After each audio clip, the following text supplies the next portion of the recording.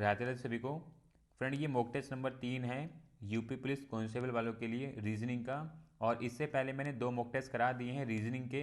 अगर आपने वो नहीं देखे हैं तो उनका मैंने आई बटन पर लिंक दे दिया है, आप क्लिक करके इससे पहले वाले मॉक टेस्ट भी लगा लेना। और साथ में मैंने प्रीवियस ईयर क्वेश्चन पेपर भी डाल दिए हैं, उनको भी देख लेना ताकि आपको कंप्लीट आइडिया मिल जाए लास्ट टाइम किस प्रकार का पेपर बना था यूपी पुलिस कांस्टेबल वालों के लिए।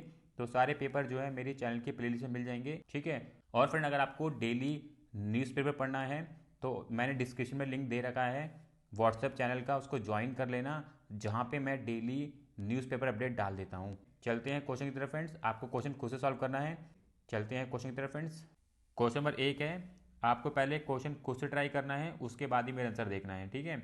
यहाँ पे आपको 4 विकल्प दिए गए हैं और इन चारों विकल्प में से पुलिसकर्मी के लिए कौन से वाला उपयुक्त गुण होता है उसको आपको बताना है। तो यहाँ पे पुलिसकर्मी के लिए जो उपयुक्त गुण होता है वो है धर्म, लिंग या सामाजिक स्थिति के आधार पर भेदभाव किए बिना सभी लोगों की मदद करना। ऑप्शन सेकंड इसका राइट आंसर होगा। चलते हैं नेक्स्ट क्वेश्चन की तरफ। क्वेश्चन नंबर 2 है और ये क्वेश्चन जो है ब्लड रिलेशन से आया हुआ है, तो आपको क्वेश्चन खुद बनाना है। यहाँ पे जो राइट आंसर है वो है ऑप्शन फर्स्ट वाला भतीजा। चलते हैं नेक्स्ट क्वेश्चन की तरफ। क्वेश्चन नंबर 3 है और यहाँ पे आपको बताना है यदि बॉक्स को इरेजर कहा जाता है, इरेजर को पेंसिल कहा जाता है, पेंसिल को शार्पनर कहा जाता है और शार्पनर को बैग कहा जाता है, तो बच्चा किससे लिखता है? बच्चा लिखता है पेंसिल से। और हम पेंसिल को क्या बोल रहे हैं? शार्पनर। तो इसका राइट आंसर क्या होगा? ऑप्शन फोर्थ वाला। तो आपको ध्यानपूर्वक ऐसे क्वेश्चन को करना है। चलते हैं नेक्स्ट क्वेश्चन की तरफ। क्वेश्चन नंबर 4 है और इस क्वेश्चन में आपको संबंध बताना है। जिस प्रकार से पहले और दूसरे के बीच में संबंध है तो उसी प्रकार से तीसरे और चौथे के बीच में होना चाहिए। तो आपको ये क्वेश्चन खुद से सॉल्व करना है और इसका आंसर आपको कमेंट में बताना है। चलते हैं नेक्स्ट क्वेश्चन की तरफ। क्वेश्चन नंबर 5 है और ये क्वेश्चन जो है सिटिंग अरेंजमेंट से आया हुआ है और इस प्रकार का क्वेश्चन जो है मैंने सेकंड वाले मॉक टेस्ट में करा चुका हूँ। ये क्वेश्चन आपको बनाना है, मैं यहाँ पे आपको राइट आंसर बताऊंगा, पर आपको पहले क्वेश्चन बनाना है उसके बाद ही मेरा आंसर देखना है, ठीक है। तो यहाँ पे जो राइट आंसर है वो है ऑप्शन फोर्थ वाला, या तो 2 या 4। चलते हैं नेक्स्ट क्वेश्चन की तरफ। क्वेश्चन नंबर 6 है और ये क्वेश्चन जो है कथन निष्कर्ष से आया हुआ है। आपको ध्यानपूर्वक कथन को पढ़ना है और उसके आधार पर कौन से वाला निष्कर्ष ज़्यादा अनुसरण कर रहा है वो बताना है। तो यहाँ पे जो राइट आंसर है वो है ऑप्शन सेकंड वाला, केवल निष्कर्ष दूसरा और तीसरा अनुसरण करते हैं। आपको अपना डायग्राम बनाना है, ध्यानपूर्वक कथन को पढ़ना है और उसी के आधार पे इसका आंसर करना है। और इस प्रकार क्वेश्चन जो मैंने मॉक टेस्ट नंबर 2 में करा चुका हूँ। चलते हैं नेक्स्ट क्वेश्चन की तरफ। क्वेश्चन नंबर 7 है और यहाँ पे आपको आकृति पूरी करनी है। क्वेश्चन मार्क की जगह पे कौन से वाला पैटर्न आएगा ऑप्शन में से वो बताना है। तो यहाँ पे आएगा ऑप्शन फोर्थ वाला और ये आकृति पूरी हो जाएगी। तो आकृति से क्वेश्चन आएंगे, आपको ध्यानपूर्वक करना है, बहुत ईजी रहेंगे, ठीक है। चलते हैं नेक्स्ट क्वेश्चन की तरफ। क्वेश्चन नंबर 8 है और इस क्वेश्चन में आपको आकृति श्रृंखला पूरा करना है। क्वेश्चन मार्क की जगह पे कौन से वाला पैटर्न आएगा ऑप्शन में से वो बताना है। तो ऐसे क्वेश्चनों को आपको बहुत ध्यानपूर्वक करना है, ठीक है। यहाँ पे जो राइट आंसर है वो है ऑप्शन थर्ड वाला। थर्ड वाला पैटर्न जो है फोर्थ वाले बॉक्स में आएगा और ये आकृति श्रृंखला पूरी हो जाएगी। इस क्वेश्चन को आपको बहुत ध्यानपूर्वक करना है, ठीक है। क्वेश्चन नंबर 9 है और ये क्वेश्चन जो है पेपर कटिंग से आया हुआ है। आपको बताना है अगर इस प्रकार से कोई कागज काटा जाता है तो खुलने पे किस प्रकार से दिखेगा। तो खुलने पे वो ऑप्शन फोर्थ की तरह दिखेगा। इसका राइट आंसर ऑप्शन फोर्थ होगा। ध्यानपूर्वक ऐसे क्वेश्चन करने हैं आपको। चलते हैं नेक्स्ट क्वेश्चन की तरफ। क्वेश्चन नंबर 10 है और इस क्वेश्चन में आपको जल छवि बताना है। वाटर इमेज कैसी बनेगी इस वाले की? तो इस वाले की वाटर इमेज बनेगी ऑप्शन फोर्थ की तरह। ऑप्शन फोर्थ इसका राइट आंसर होगा। आपको ध्यानपूर्वक जल छवि संबंधित क्वेश्चन भी करने हैं। चलते हैं नेक्स्ट क्वेश्चन की तरफ।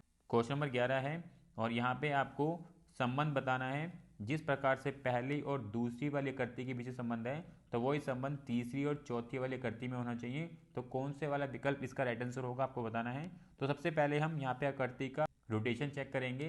तो अगर आप देखोगे छोटी वाली आकृति जो है दूसरे वाले बॉक्स में क्लॉकवाइज घूम के कहाँ चली गई है? एकदम दाएं साइड ऊपर आ गई है। और उस छोटी वाली आकृति के अंदर भी छोटी वाली आकृति में उसमें कलर भर गया बीच में। अगर आप देखोगे ध्यानपूर्वक कलर हो गया है।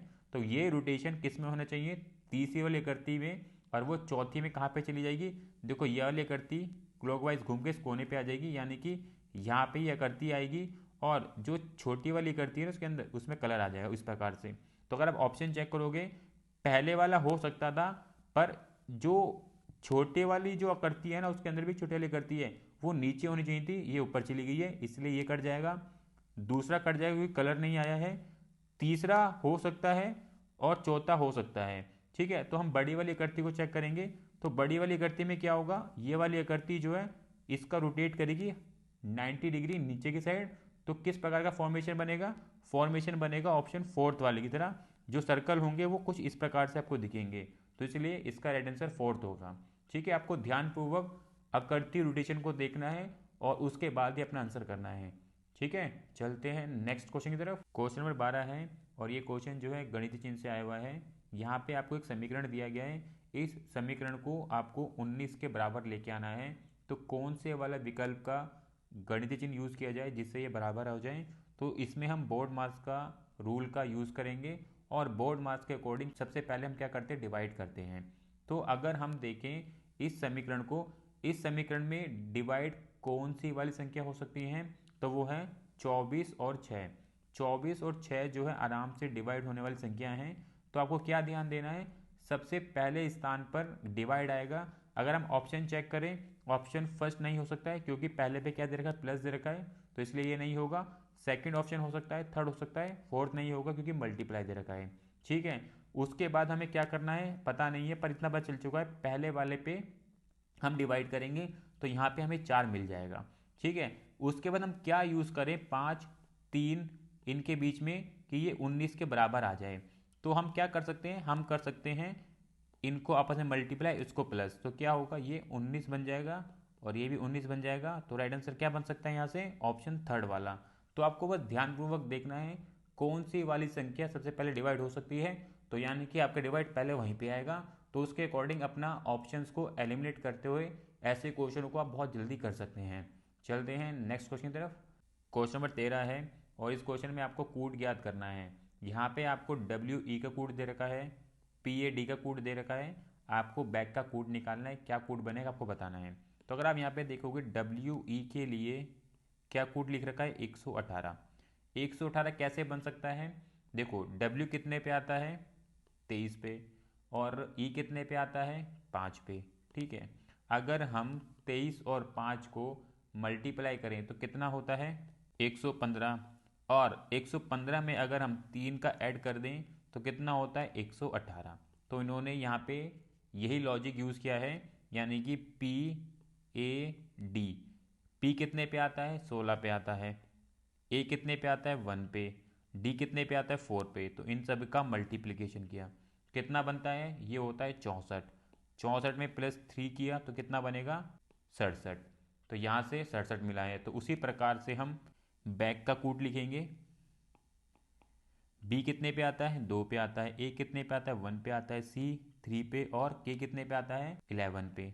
इन सब का मल्टीप्लाई करेंगे कितना बनेगा, इन सब का मल्टीप्लाई करने पे मिलेगा हमें कितना, 66 मिलेगा। और इसमें हम 3 ऐड कर देंगे तो कितना हो जाएगा, 69। तो यहाँ से राइट आंसर क्या बनेगा, ऑप्शन फर्स्ट वाला। तो आप देख सकते हो किस प्रकार का लॉजिक लगाया है। आपको कुछ इसी तरीके से सोचना पड़ेगा, एक्स्ट्रा नंबर ऐड हो सकते हैं, तो डरना नहीं है, क्वेश्चन को देख के समझना है, उसके बाद अपने क्वेश्चन को अटैम्प्ट करना है आपको। ठीक है, चलते हैं नेक्स्ट क्वेश्चन की तरफ। क्वेश्चन नंबर 14 है और ये क्वेश्चन जो है ऑड वन आउट से आया हुआ है।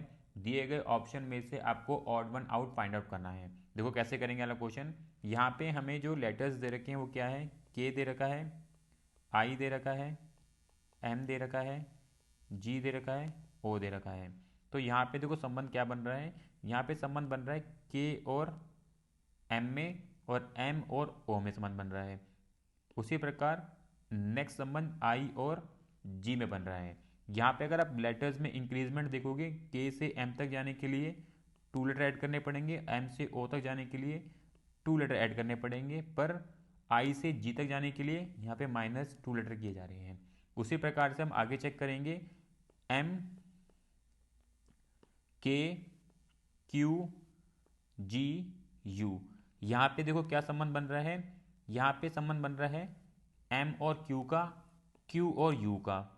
उसी प्रकार के और जी में यहाँ संबंध बन रहा है, पर यहाँ पे आप लेटर्स का इंक्रीजमेंट देखोगे यहाँ पे अलग तरीके से हो रहा है। एम से क्यू तक जाने के लिए +4 करना पड़ेगा, क्यू से यू तक जाने के लिए +4 करना पड़ेगा, और के से जी तक जाने के लिए -4 करना पड़ेगा। ऊपर वाले में +2 -2 दे, पर नीचे वाले में +4 -4 है, तो यानी कि आपको पता चल चुका है या तो ऊपर वाला या नीचे वाला कोई एक गलत होने वाला है। अगर हम तीसरा सॉल्व कर लें, देखो तीसरे वाले में क्या होगा, यहाँ पे हमें लेटर्स दे रखे हैं RPVLZ। तो सबसे पहले हम चेक करेंगे रिलेशन R और V में और V और Z में।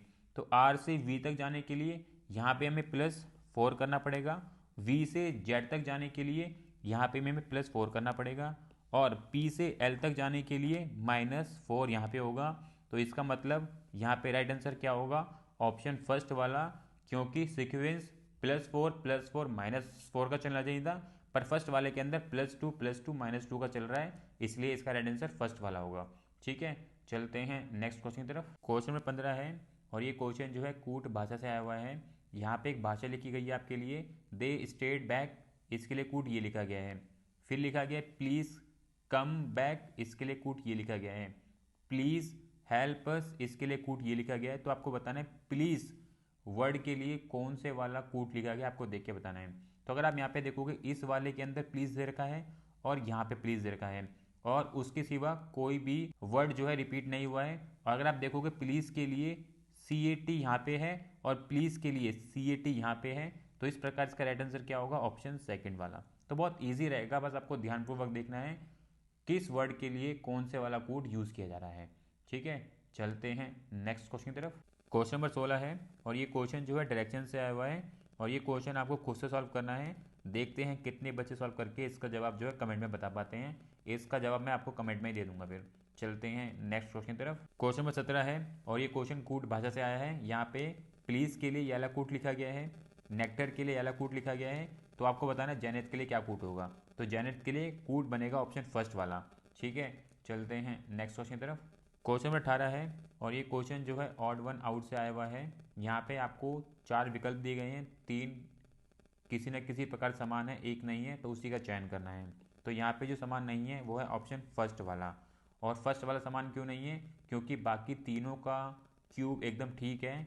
11 का क्यूब होता है 1331, 17 का क्यूब होता है 4913, और 12 का क्यूब होता है 1728, पर 14 का क्यूब होता है 2744। कितना ले रखा है इन्होंने पर 2844, इसलिए इसका राइट आंसर ऑप्शन फर्स्ट है।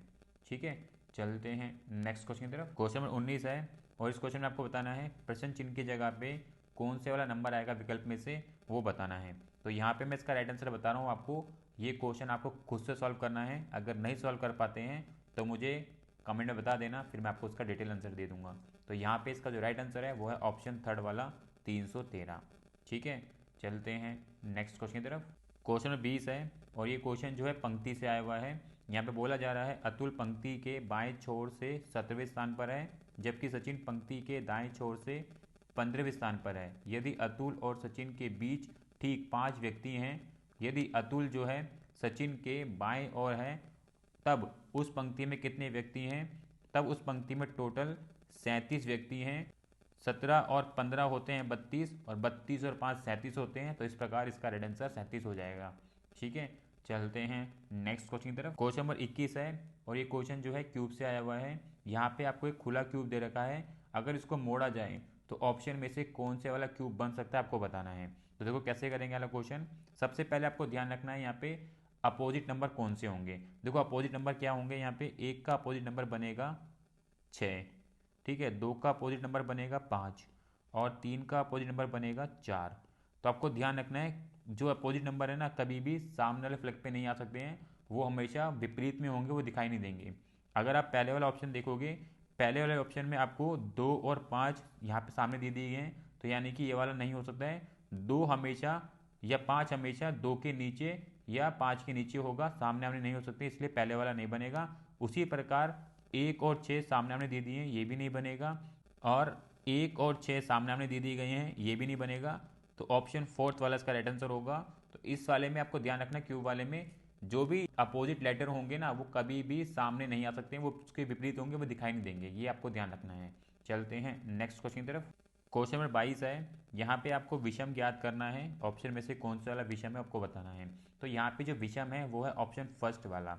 और ये विषम क्यों है, अगर आप सेकंड वाला ऑप्शन देखोगे जो टी है वो 19 पे आता है और जो पी है वो कितने पे आता है, 16 पे आता है। अगर इन दोनों को ऐड करें तो हमें कितना मिलेगा, 36 मिलेगा, जो कि बीच में नंबर आ चुका है। उसी प्रकार डी 4 पे आता है और आर 18 पे आता है। अगर इनको हम ऐड करें तो ये होता है 22, हमें बीच में दे रखा है। पर फर्स्ट वाले के अंदर अगर हम जी और एम के नंबर को ऐड करें तो वो होता है 20, जबकि कितना दे रखा है, 29। इसलिए इसका ऑड वन क्या है, पहले वाला है, विषम क्या है, फर्स्ट वाला है। ठीक है। अगर आपको हमारी वीडियो ठीक लगती है तो लाइक ज़रूर करा करें। और अगर आपको डेली न्यूज़पेपर चाहिए तो मैंने व्हाट्सअप चैनल बना रखा है जिसका लिंक डिस्क्रिप्शन में है, आप ज्वाइन कर लेना, जहाँ पे मैं रोज़ पीडीएफ न्यूज़पेपर डाल देता हूँ। चलते हैं नेक्स्ट क्वेश्चन की तरफ। क्वेश्चन नंबर 23 है और इस क्वेश्चन में आपको श्रृंखला पूरी करनी है। क्वेश्चन मार्क की जगह पे कौन सा लेटर और नंबर आएंगे आपको बताना है। तो यहाँ पे जो राइट आंसर है वो है ऑप्शन फर्स्ट वाला। ठीक है। चलते हैं नेक्स्ट क्वेश्चन की तरफ। क्वेश्चन नंबर 24 है और ये क्वेश्चन जो है डायरेक्शन से आया हुआ है, आप सॉल्व कर लेना। यहाँ पे जो इसका राइट आंसर है वो है ऑप्शन थर्ड वाला, उत्तर की ओर। ठीक है। चलते हैं नेक्स्ट क्वेश्चन की तरफ। क्वेश्चन 25 है और यहाँ पे आपको लुप्त संख्या ज्ञात करनी है दी गई मैट्रिक्स में। क्वेश्चन मार्क की जगह पे कौन सी संख्या आएगी आपको बताना है। तो ये क्वेश्चन आप सॉल्व करेंगे और देखते हैं कितने बच्चे सॉल्व करके इसका आंसर सही बताते हैं कमेंट में। चलते हैं नेक्स्ट क्वेश्चन की तरफ। क्वेश्चन नंबर 26 है और ये क्वेश्चन जो है ब्लड रिलेशन से आया हुआ है। तो इसका जो राइट आंसर है वो है ऑप्शन थर्ड, सास। चलते हैं नेक्स्ट क्वेश्चन की तरफ। क्वेश्चन नंबर 27 है और इस क्वेश्चन में आपको 5 शब्द दिए गए हैं, उनका अर्थपूर्ण क्रम व्यवस्थित करना है। तो यहाँ पे जो अर्थपूर्ण क्रम होगा वो है ऑप्शन थर्ड वाला, नवजात बच्चा, नन्हा बच्चा, किशोर, वयस्क और वृद्ध। इस प्रकार से इसका राइट क्रम बनेगा। ठीक है। चलते हैं नेक्स्ट क्वेश्चन की तरफ। क्वेश्चन नंबर 28 है और ये क्वेश्चन जो है कूट भाषा से आया हुआ है। यहाँ पे भाषा लिखी गई है ब्राइट और ब्राइट के लिए याला कूट लिखा गया है। तो आपको बताना है फॉरेस्ट के लिए क्या कूट बनेगा। बहुत ईजी क्वेश्चन है ये क्वेश्चन है, मुझे लगता है आप आराम से कर लोगे। इसका जवाब मैं आपको नहीं बता रहा हूँ, आप सॉल्व कर लेना और कमेंट में इसका आंसर बता देना आप भी। ठीक है। चलते हैं नेक्स्ट क्वेश्चन की तरफ। क्वेश्चन नंबर 29 है और ये क्वेश्चन भी कूट भाषा से आया है, काफ़ी अच्छा क्वेश्चन है। यहाँ पे लिखा गया है ऑर्डेंट के लिए यालाकूट, नोविस के लिए यालाकूट। आपको बताना है क्रीम्स के लिए क्या कूट बनेगा। देखो कूट कैसे बन रहा है, यहाँ पे लिखा है ऑर्डेंट, O R D E N T.